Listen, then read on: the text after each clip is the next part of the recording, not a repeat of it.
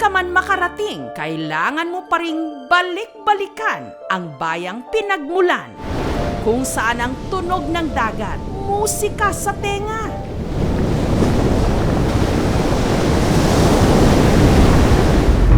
Ang pagkain, hinahanap-hanap ng panlasa. At ang kultura't kasaysayan, bahagi ng iyong pagkatao.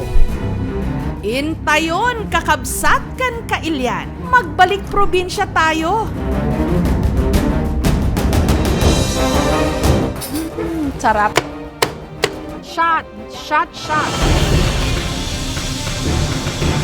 Ay na, Apo. Diyak sa kayatan. Sa aking tinubuang lupa sa Ilocos.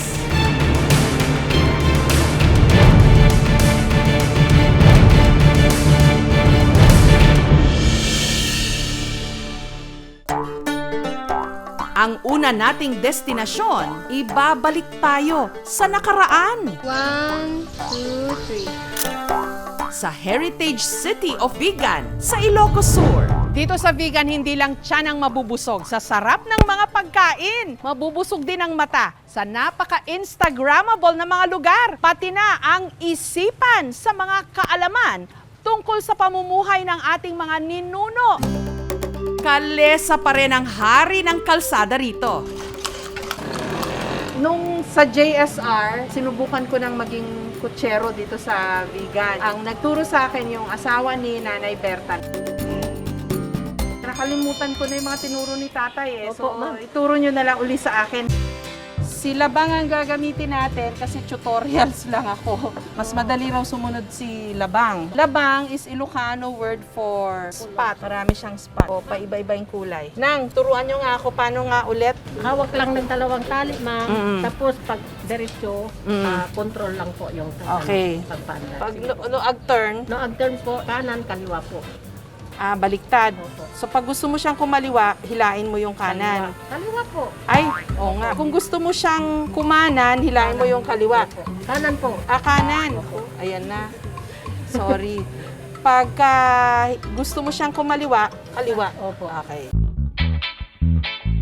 Paano paandar na? Sige po. Hello?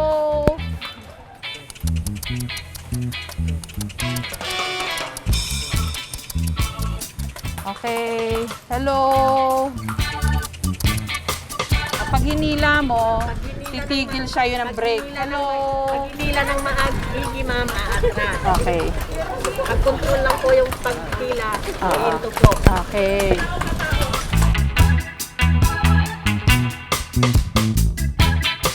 Manay po dito'y Kalye Crisologo, dito'y Vigan City.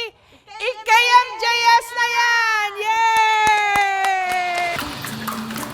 Ang ancestral houses dito, well-preserved. Meron tayong tinatawag na Vegan Conservation Code. Kung ano yung gusto nila sa kanilang bahay, dapat dadaan muna sa Vegan Conservation Council. Ang ancestral house na ito, pagmamay-ari ni Diwata, matikas pa rin nakatindig kahit 2 siglo na o 200 years ang tanda. Nung araw, ganun ang architecture eh. Kung ano kasi yung naaangkop sa ating kapaligiran, yun ang sinunod paggawa ng mga bahay at gusali. Depende sa klima natin. Maganda rin mag-usyoso dito. Makikita mo lahat ng kapitbahay.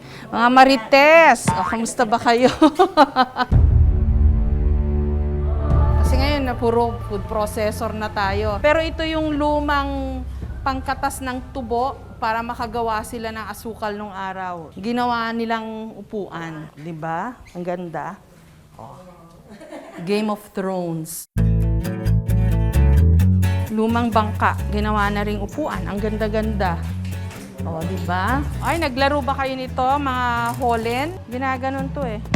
Ay. Naku. Tapos ito, ma'am, yung arenola, yung mga... Ceramic arenola. Mga millennial dyan, tsaka mga Gen Z. Ito ang sinaunang CR.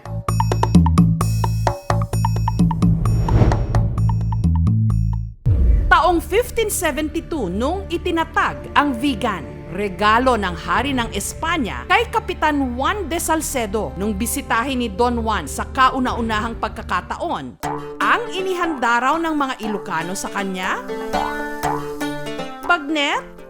Ang pinakamalaki at isa rin sa mga unang paggawaan ng bagnet sa Ilocos Sur, nasa bayan ng Narvacan. Meet the Bagnet King. At yun ang kanyang kaharian.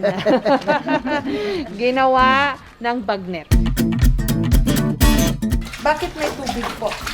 Kasi yun ma'am ang pampalambot mo dun sa karne.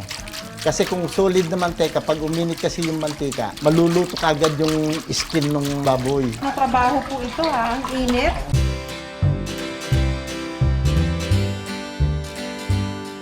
Bakit mo ba masarap ang bagnet? Tignan mo naman ang bagnet ma'am, sikreto? walang ingredients na yan ma'am. Basta puro karne na lang. Pero may asin. Wala ma'am, walang asin yan. Masisira yung mantika mo pag may asin yan ma'am, may betchin. So pure na meat. Oo, pero pag tikman mo, may lasa. Dati pang sungkit mo. Basta tuduklatan ma'am, ti ma'am. Improvise lang ti pagluluto na to ma'am. Oo Sa nga, electric ano. Hindi ko napansin. Ano ng electric fan yung pang improvise. Ang galing ha. Pero alam ko ito masarap na part yung may buto. Di ba sa lechon yan na masarap eh. Nya, agpaiso niya. Madlawdak nga na laingak lamangan. Napagahalata. Daytoyan, tinaimas, kanasarangsang, kapabsog, nga bagnet itinarbakan Ilocos Sur. Mangantayon apo. Mga marites, narinig nyo yun? Ay, ang lalaki. Malulugi ako nito sa tindahan.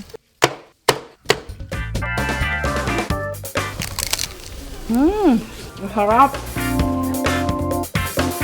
Game. Ang harap higupin yung suka. Bet na bet. Perfect ipares sa bagnet, ang sikat na panulak dito sa Ilocos. Singtapang daw ng bayani ng Ilocos na si Diego Silang, gawa sa tubo. Ito ang basi. Bago pa man dumating ang mga Kastila, malaking industriya na sa Ilocos ang paggawa ng basi. Naging mitya pa nga ito ng isang madugong digmaan, ang Basi Revolt taong 1807, kung saan nilabanan ng mga Ilocano ang monopolyo sa paggawa ng basi. Last year, idineklara ng NCCA as National Treasure. Ang mga paintings na to ay nasa National Museum, tabi ng bahay din ni Padre Jose Burgos na ginawang museum. Isa sa mga naunang gumawa ng basi, ang pamilya ni Virginia. Ang mga tubo, pinipiga sa dadapilan.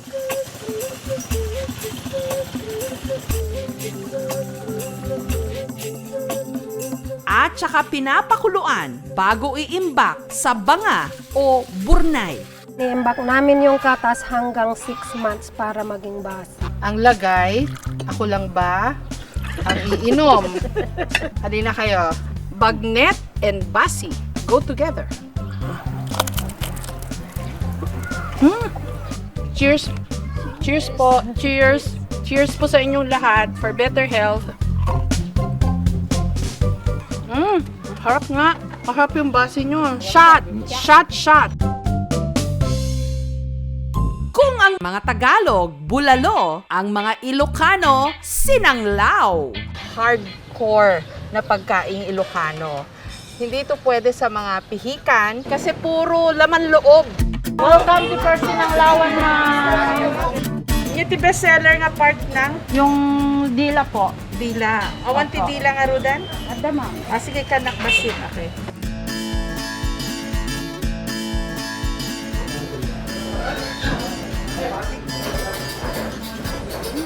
Sarap, nakakagising. Para rin siyang sinigang na medyo parang papaitan kasi nga yung dami ng karne na pinaghalo-halo, yung buto-buto, so para rin siyang bulalo. Malambot kasi, pagdamag nila to niluluto sa kahoy.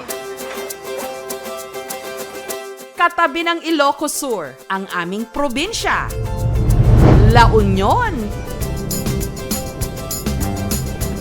Ang isang bahagi ng probinsya nakaharap sa West Philippine Sea. Kaya naman, ang seafood dito, garantisadong sariwa. Bagong huli. Gumagalaw pa yung tentacles. Siyempre, hindi pwedeng umuwi nang walang pasalubong. Nanang! Nanang adakmanan! Maraming nag-order dati mula nung na-feature daw namin sila, dumami yung order kasi nakakarating sa Amerika yan eh. Pero heto ang isang bago sa aming probinsya, ang adventure park na ito sa bayan ng Pugo. Nasa bundok po tayo kung napansin niyo po. Kaya nag-adjust na lang po yung resort para ma-maintain po natin yung kagandahan ng nature po. Bawal dito ang mga mahihina ang puso o sa mga takot sa heights katulad ko.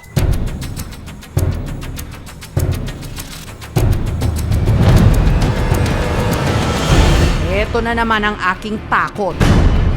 Kailangang harapin. Kayanin ko kaya. Ay na, apo. Diyak sa kayatan. Kailangan ko ba ito gawin? Nandito na tayo. Okay.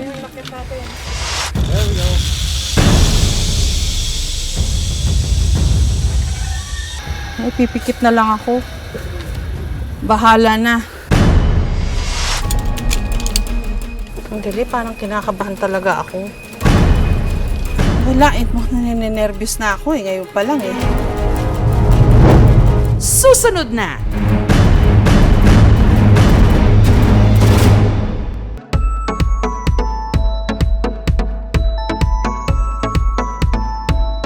Bago nag-pandemic, isa sa dinarayong tourist attraction sa bayan ng Pugo, ang adventure park na ito na ang bentahe, ang kanilang 400-meter mountain-to-mountain zipline. Ay na, apo. Diyak sa kayatan. Kailangan ko ba ito gawin? Yes, ma'am. Nandito na tayo. Okay.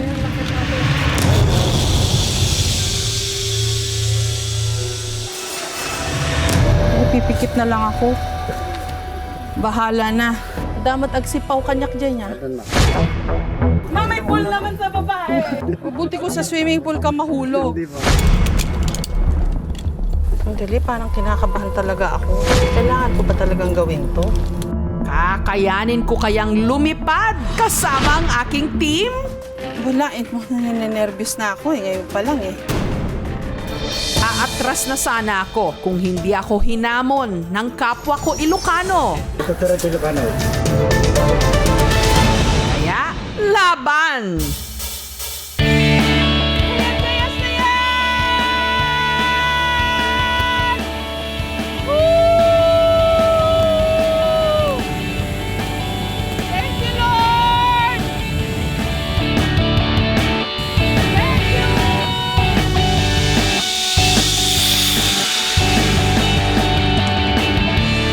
Hirap kumita ng pera. Kung ano-anong pinapagawa sa akin itong mga to, palibasa, puro sila mga bata. Yay! Tapos na ako.